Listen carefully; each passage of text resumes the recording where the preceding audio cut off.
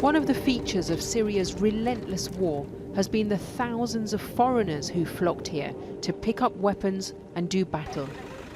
Among those who have left their homes to come and fight, some perhaps surprising combatants. It's not that you think it's a nice thing to kill, it's not about this. It isn't just jihadi groups who attracted outsiders to come here and pick up guns. I mean, it's always hard to fight. It's always hard, like, to put a weapon on a place where you know there are people. She calls herself Eleutheria, meaning freedom, and says she came here from Germany to fight and kill ISIS or Daesh. Daesh want to destroy what we want to build up. They have another imagination of a world that they want to build up. They are a really obvious enemy of women and freedom. And yeah, so we have to fight them. Eleutheria didn't want to tell Channel 4 News who she really is in case she gets arrested back in Germany. What we do know is that she's 27, describes herself as a committed feminist, and has a background in hard-left, anti-fascist street politics.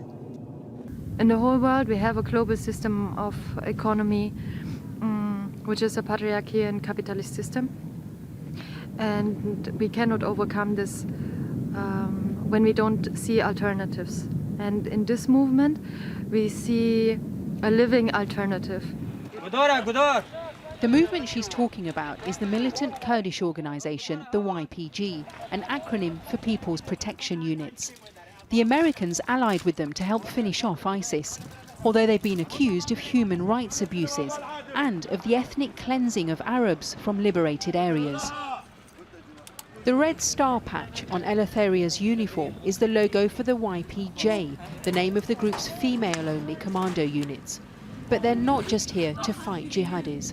When the people overcome the system in their mind, then it becomes dangerous because they understand that regimes and governments are not needed. Ultimately, they want to create a separate Kurdish homeland they'll call Rojava, and this has led neighbouring Turkey to label them terrorists.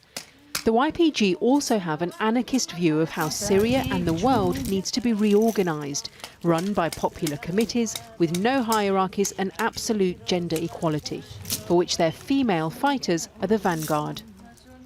بیروزه هانی دایی که اقدام زارو که هیوی و همو دایی که یا افتش نکی پرخواشه و جا افش و هم استرده به نه تنه هیوی یک دک حساب تا بگیره دایینه هیوی به میلیون انسان هیوی بگشتی جنه سوری نهاب ما بگیره دایینه جبای حسه که پر جده جبام بخواه.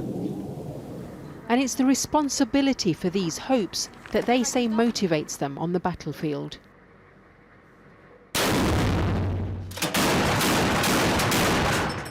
To fight gives you a feeling of being alive because you don't have to hide, you don't have to run. You can organize and you can go with your friends. You can go there, you take the weapon and you just fight. If you die, then you die, but you didn't hide. After the battle and the end of the caliphate, a wasteland. I think about more what was before and what kind of life is destroyed. The children were playing on the ground. I saw a wheelchair from a person that had needed it. So I think what they're doing now, where they are now, and maybe they come back and they see everything is destroyed. So it's really a heavy fight. Yeah. But it's soon finished. And then we can build up everything and there will be a better life than before.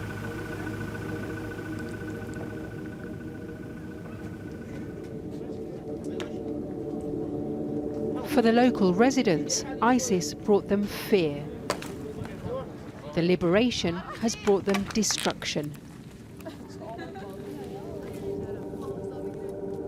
Eleutheria left her family in Germany to come here, to find a cause, to find meaning. Her worldview rejects the West and its politics. Ironically, it's a worldview shared by some of those she fought. So what does she make of her opposite numbers, the foreign women who came to Syria to join ISIS? I don't know why they joined. It might be that they missed something in their life. Maybe they were lonely.